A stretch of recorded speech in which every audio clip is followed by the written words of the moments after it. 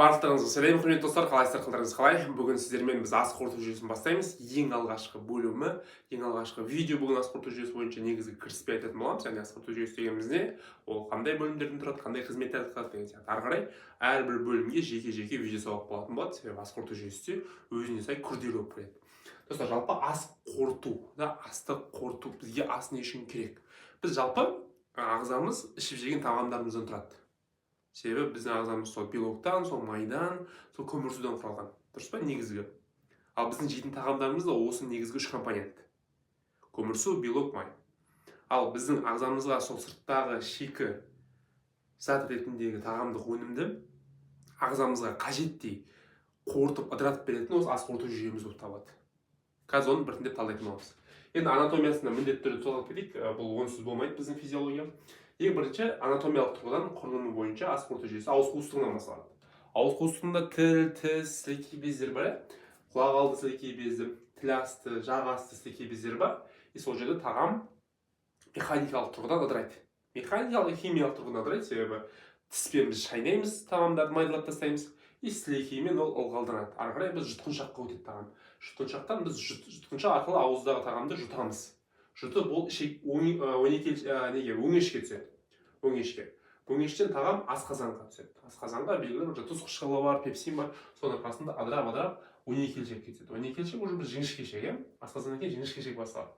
Оның бастауы өнекелшек деген аш ішектен кейін мықын ішек деп айтылады. Мықын ішек барып тұрып жуан ішекке ашылады. Жуан ішектің жіңішке ішек ашылатын аймағы соқыр ішек деп айтылады. Одан кейінгі аймағы жоғарғы көтерілуші жуан ішек, көлденең жуан ішек, төмендеуші жуан ішек, сигма тәрізді жуан ішек и тік ішек болып табылады. Яғни біздің ішіп жеген тағамымыз барлығы осы жолдан өтіп сыртқа шығып кетеді екен. Ішіндегі тағам түсті ауыздан, қажетті заттың барлығы сіңіріліп алды да ең соңында қалдық, сіңбеген қалдық заттар сыртқа шығарылып жіберіледі. Енді ұйқы ас қорыту жүйесінде бұл бөлімдерден басқа бізде безі бар, өт жасап беретін бауырды деген и ұйқы безі бар. Ұйқы безі бұл бізде ас қорытуға қатысатын ферменттерді өндіріп береді. Өтте, бауырда өндірілетін, ұйқы безіне өндірілетін ферменттерді барлығы қайда ашылады?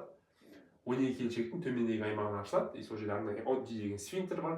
Сол жерге түтігі ашылып, фермент өтте сол жерге шығарылып отырады да, ары қарай асқазаннан түскен тағамды осы жерде ыдыратады. Ал осы жерде ферментпен жақсылап араласқан тағам ары қарай ішектерде сіңіріледі. Мына жерде ыдырайды, мына жерде ары қарай сіңіріледі екен. Жуан ішекте основном витаминдер, сулар, минералдар сіңіреді. Ал ішекте жаңағы көмірсу, белок, май қалғандар жіңішке ішекте сіңіріледі. Ал бауыр бізге өт жасап береді, ұйқы безі тағы айтамын бізде фермент жасап береді екен. Енді біз ас қорыту жүйесінің қызметіне тоқталсақ, ас қорыту жүйесінің ең бірінші қызметі секреторлық қызметі. Яғни ас қорыту жүйесінің секреторлық қызметі деген жалпы секреция дегеніміз ол белгілі бір жасуша бар, немесе безі бар, оның өндіретін бір секреті бар. Ол фермент, ол фермент болуы мүмкін, ол қышқыл болуы мүмкін, ол өт болуы мүмкін деген сияқты. Кез келген зат болуы мүмкін. Асқазанның бойында осындай өте көп өзінің бір секретін, бір өнімін өндіретін бездер бар. Үлкен бездер де бар, кіші бездер де бар. Ол ас қорыту жүйесінің секрециялық қызметіне кіреді. Барлығы. Қараңыздар, ең бірінші секреторлық қызмет бұл ауыз қуыстығында болады. Ауыз қуыстығында білесіздер, не болады? Сілекей бездері бар. 3 сілекей безі бар. Құлақ алды, жақ асты, тіл асты. И сонымен қоса, жалпы ауыз қуыстығының бездерін екіге бөліп аламыз. Үлкен бездер, кіші сілекей бездері. Үлкен сілекей бездеріне осы аталған үшеуі кіреді. Ал кіші сілекей бездеріне ол ауыздағы бүкіл аймағында орналасқан майда сілекей бездер кіреді. Үлкен сілекей бездер ол тек қана рефлекторлы түрде жұмыс жасайды. Яғни тағамды көрген кезде, тағамды есін сезген кезде, тағам туралы әңгіме айтылған кезде ғана ол жұмыс жасап бастайды. Ал кіші сілекей бездер аузын құрғап кетпеу үшін олар үнемі сілекей өндіріп отырады. Вот осыны айырмайға, ол да сілекей өндіреді екен. Біріншісі кетті. Екіншісі асқазанда сілекей өндіріледі. Асқазанда өзінің қышқылы өндіріледі. Асқазанның өзінің ферменттері бар бізде. Пепсин деген ферменттері бар. Өнекелшектің бойында тоже ішектің өзінің өндірілетін ферменттері бар. Жуан ішектен де ондай көп өндірілмейді, но бірақ основном жіңішке ішекте. Енді қараңыздар, біртіндеп тоқталайық. Ферменттегі тоқталайық. Енді бұл ас қорыту бездерінің бәрінің өндіретін өнімі ол фермент көбінесе, да? Ол ферменттерді біз үшке бөліп аламыз. Протеаза, липаза, амилаза.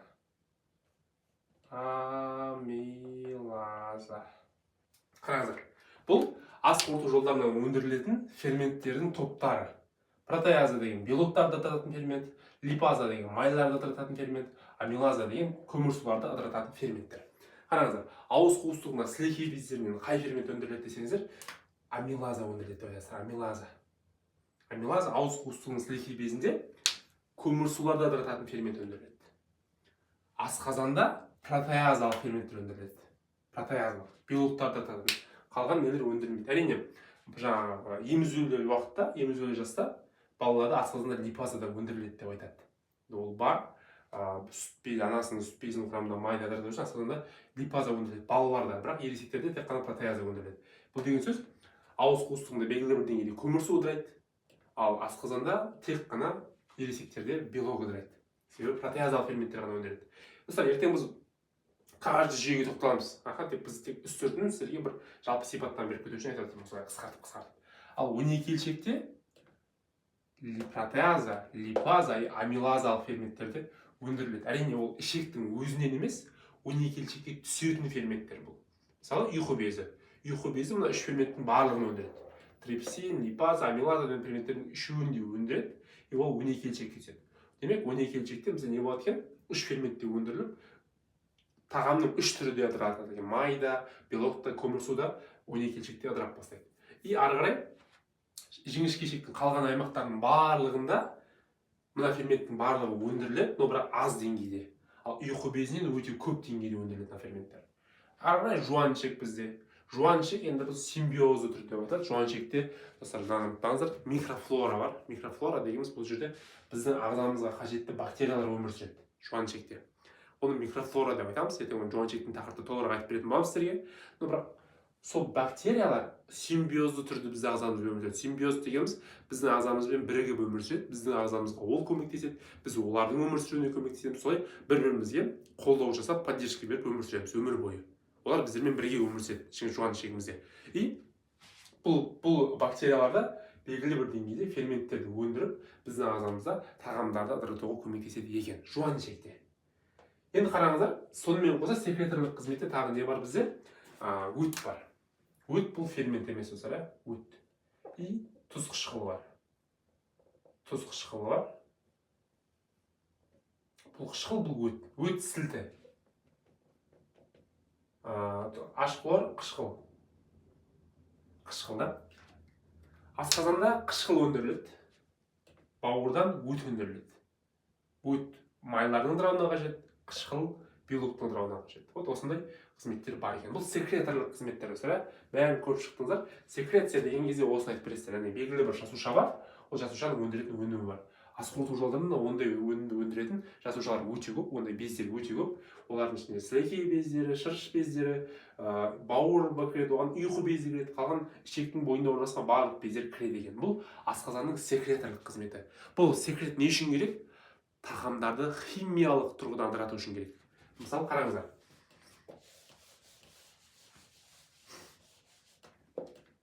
Бізде белок бар, да? Белок протеазалық ферменттердің әсерінен амин қышқылдарға дейін ыдырайды. Біз белокты жеп, ол белок біздің ішек арқылы сіңіп кетпейді.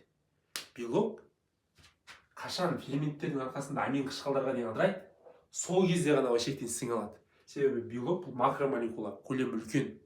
Көлемі үлкен болғаннан кейін ол ішектің пораларына сыймайды, қан тамырға өте алмай қалады. Вот сол үшін ферменттер не үшін керек екен? Осы үлкен көлемді тағамдарды химиялық тұрғыдан молекулярды деңгейге дейін, мономерлерге дейін ыдыратып жіберу үшін керек. Ол ыдырамаса біздің жеген тағамымыздан мәні жоқ. Ағзаға сіңбейді ішекке. Ішекке сіңу үшін үлкен молекула майда молекулаға айналу керек. Мономер, полимер мономерге айналу керек. Сол үшін бізге фермент керек. Мысалы, протеазалық фермент, пепсин, трипсин деген ферменттер белоктарды амин қышқылдарға дейін ыдыратып береді. Глюкоза, көмірсу,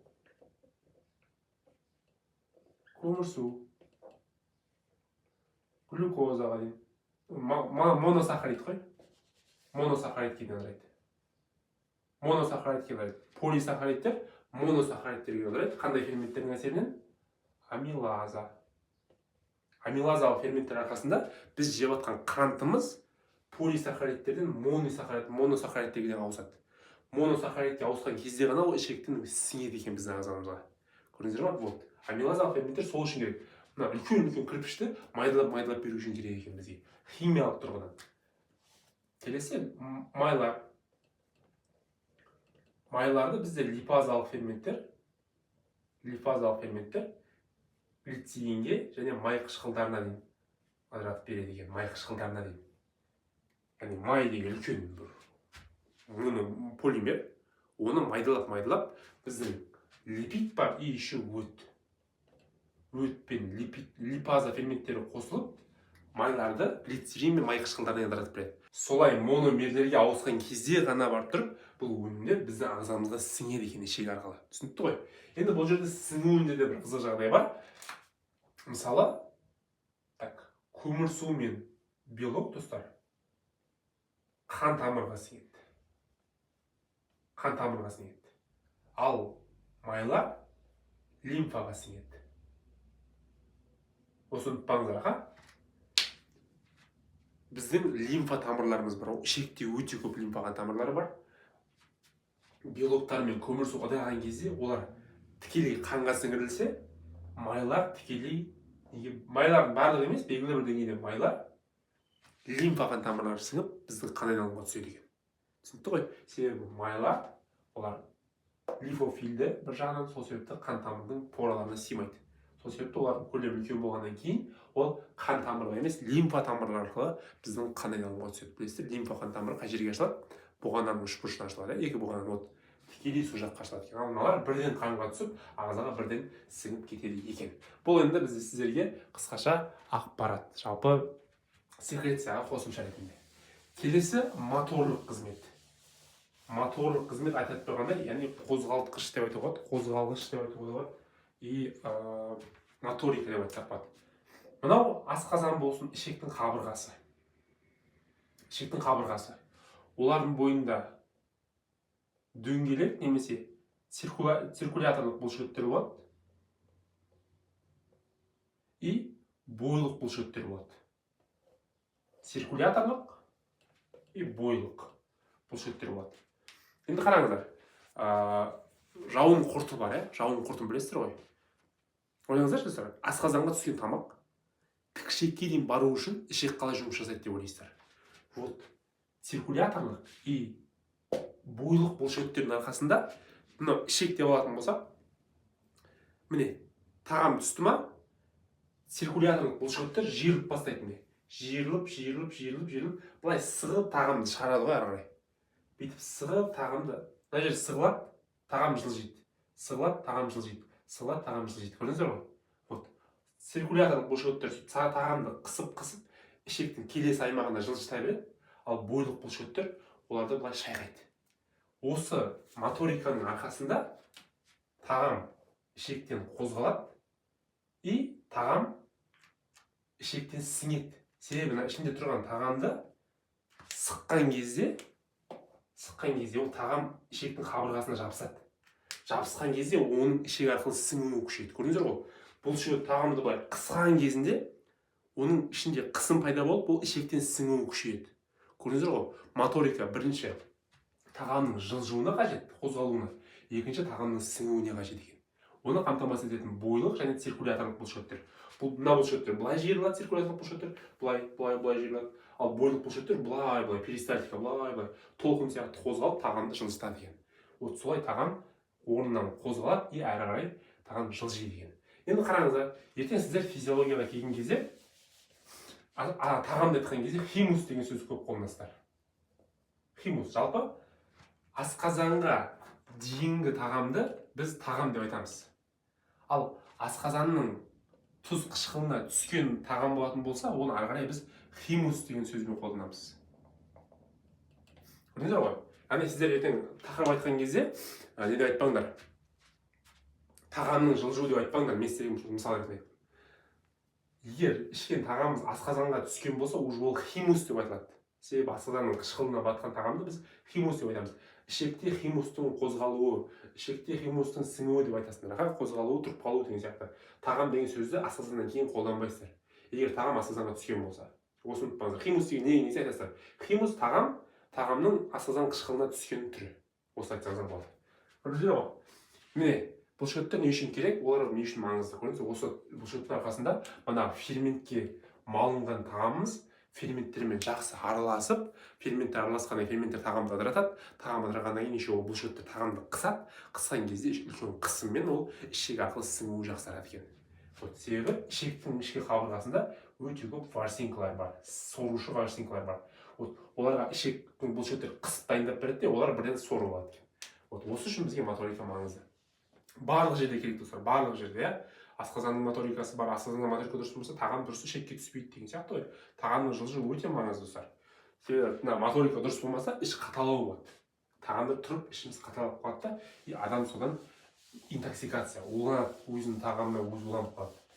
Ас қорыту жүйесінің келесі қызметі бұл экскреторлық қызмет. Достар, экскреция дегеніміз бұл бөліп шығару. Мысалы, бүйрек бізде экскреторлық орган. Ол зәрді бөліп шығарады. Қанды тазалап, одан зәр шығарады. Ағзада қажет емес заттарды шығару немесе. Шығару деген мағына экскреторлық деген сөзді білдіреді. Осы яғни бүйректі мысалын алатын болсақ, бүйрек экскреторлық қызметте ағзада қоқыс заттарды шығарады ғой. Дәл осылай бүйрек сияқты ас қорыту жолдарда соңғы өнімдерді бөліп шығара алады екен. Егер де ағзада мысалы белгілі бір соңғы өнім деңгейі артып кететін болса, ол қандай кезде болады? Мысалы бүйрек жетіспеушілігі деген бар. Бүйрек аурулары кезінде біздің бүйрегіміз қажетсіз заттар, мысалы аммиак, мочевина деген заттар шығара алмайды ағзадан. Ол шығара алмағаннан кейін біздің ас қорыту жолдары арқылы ол жаман заттар шығады. Жаман дегенде соңғы өнімдер шығады. Себебі ол бүйрек арқылы шықпағаннан кейін басқа шығатын жер іздейді. Ал оған көмектесуге ас қорыту жүйесі келеді. Ас қорыту жүйесіне қанмен барады ол жаңағы соңғы өнімдердің барлығы. Ас қорыту жүйесі арқылы ішектің қуысына түседі. Асқазанға түседі, асқазанның ішіне түседі, ішекке түседі, и солай дәретпен шығарылады. Яғни бұл бүйректің жұмысы жетіспеген кезде қосылатын ас қорыту жолдарының несі? Қызметі. Бізде келесі қызмет бұл эндокриндік қызмет. Ас қорыту жолдарының эндокриндік қызметі. Яғни эндокриндік деген сөз ас қорыту жолдарында гормондар өндіріледі. Әрине, мұндай қалқанша без сияқты, бүйрек үсті без сияқты үлкен бездер жоқ ас қорыту жолдарында. Қарапайым ішектің қабырғасында, асқазанның қабырғасында, 12 ішекте, ұйқы безінде майда-майда бездер бар. Сол бездер өздерінен гормон өндіреді. Ол гормондар тек қана осы ас қорыту жолдарына әсер етеді. Мысалы, асқазаннан 12 ішекке әсер етеді, 12 ішектен асқазанға әсер етеді деген сияқты, ішектен асқазанға әсер етеді деген сияқты сондай бір гормондар бар. Ас қорыту жолдары өздері өндіреді, и ол гормондар ас қорыту жолдарынан әсер етеді. Оның моторикасына әсер етеді, оның секрециясына әсер етіп, ас қорыту жолдары өз-өзін солай өзінің гормондар арқылы реттеп отырады екен. Ондай гормондар жүйесін апут жүйесі деп айтамыз. Оны біз келесі тақырыптарда терең талдаймыз. Өзі 20-25-ке жуық гормон бар ас қорыту жолдарында, өзіне өзі өндіріп, өзінің реттейтін, ас қорыту жолдарының өзін реттейтін гормондар бар. Біз бұл гормондар жүйесін мынандай деп атаймыз. Екінші атауы гастроинтестинальды гормондар деп атаймыз. Түсінікті? Бұл енді эндокриндік қызмет. Түсінікті ма? Келесі біз жалпы достар енді қызметін бәрін аяқтап болдық. Сіздер түсіндіңіздер барлығын, общий база барды сіздерге ас қорыту жолдары бойынша. Енді мына бір сіздерге экзаменде де, сабақта да көп келеді. Енді өмірде де патологиялар да өте маңызды. Себебі малабсорбция деген синдромдар бар. Ертең патологияны көрген кезіңізде осы ұғымды қараңыздаршы, қорыту. Ас қорытудың жалпы ішекте тағамның қорытылуының екі жолы бар. Қуыстық қорыту,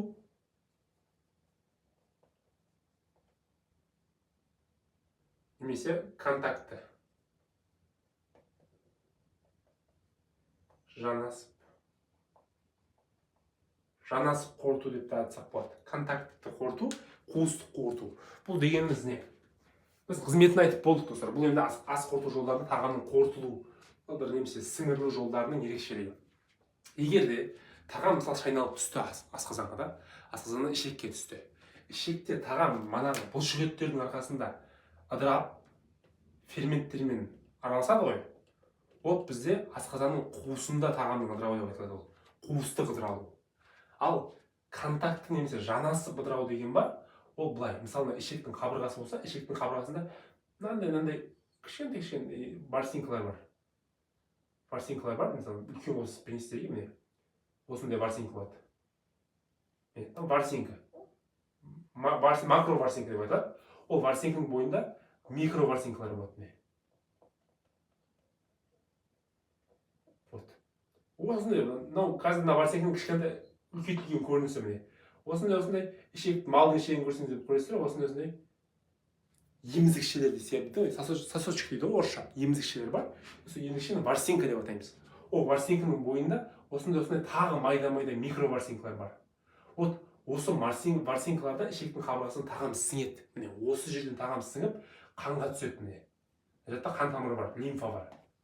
Енді қараңыздар, қуысты қыдырау дегенді көрдіңіздер, мысалы тағам қуысында майдаланған ферменттермен араласса, ол қуысты қыдырау деп аталады.